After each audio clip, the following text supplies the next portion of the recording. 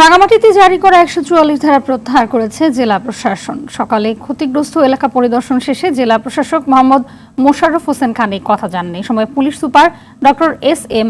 ফরহাদ হোসেন উপস্থিত ছিলেন। তারা শহরের হ্যাপির মোড় এলাকা থেকে বনরূপা বাজারের ক্ষতিগ্রস্ত বিভিন্ন এলাকা পরিদর্শন করেন, কথা বলেন ক্ষতিগ্রস্তদের সঙ্গে। সহিংসতার ঘটনায় রাঙামাটিতে 2টি মামলা হয়েছে। শহরের গুরুত্বপূর্ণ মোড়ে নিরাপত্তা বাহিনীর সদস্যরা সতর্ক অবস্থানে রয়েছে। এদিকে 3 পার্বত্য জেলায় ডাকা 72 ঘন্টার অবরোধের দ্বিতীয় দিন চলছে।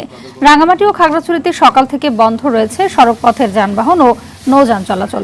এতে দুর্ভোগ পোহাতে হচ্ছে স্থানীয়দের।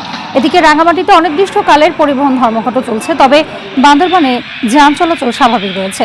অবরোধের কারণে মেঘের রাজ্য খ্যাত সাজেক ভ্যালিতে বেড়াতে গিয়ে আটকা পড়েছেন প্রায় ১,৫০০ পর্যটক।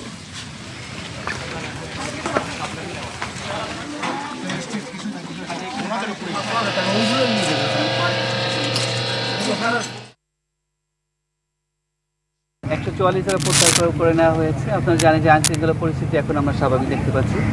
এখন পর্যন্ত সবকিছু আমাদের নিয়ন্ত্রণে আছে। টলারে ফলগুলি রোদের মধ্যে নষ্ট হচ্ছে, জ্বলে যাচ্ছে।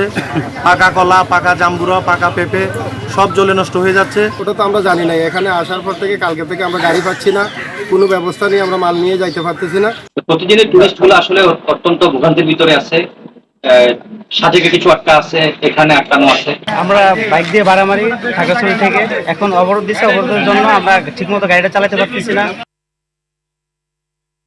পাহাড়ের খবর জানাতে রাঙামাটি থেকে যোগ দিচ্ছেন সহকর্মী ইয়াসিন রানা সোহেল। ইয়াসিন, জানাবেন যে অবরোধ চলায় পাহাড়ের জনজীবন কতটা বিপর্যস্ত এবং যোগাযোগ বিচ্ছিন্ন থাকায় মানুষ কতটা বিপাকে পড়েছে?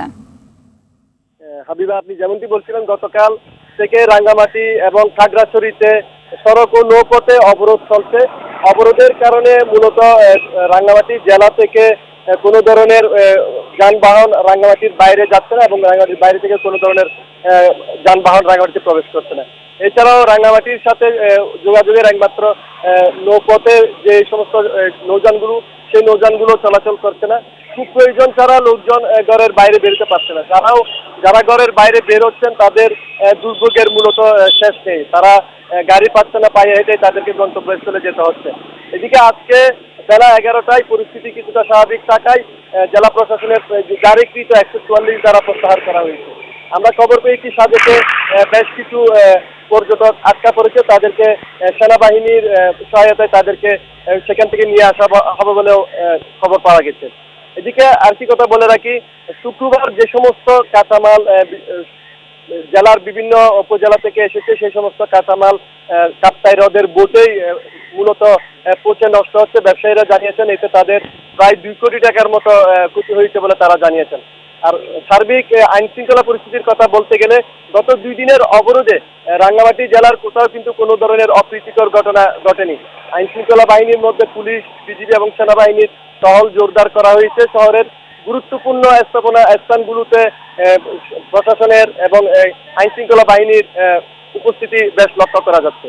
আজকে সকালে জেলা প্রশাসক, পুলিশ সুপার এবং রিজিয়ন কমান্ডার ক্ষতিগ্রস্ত এলাকা পরিদর্শন করেছেন এবং তারা জানিয়েছেন। ধন্যবাদ আপনাকে।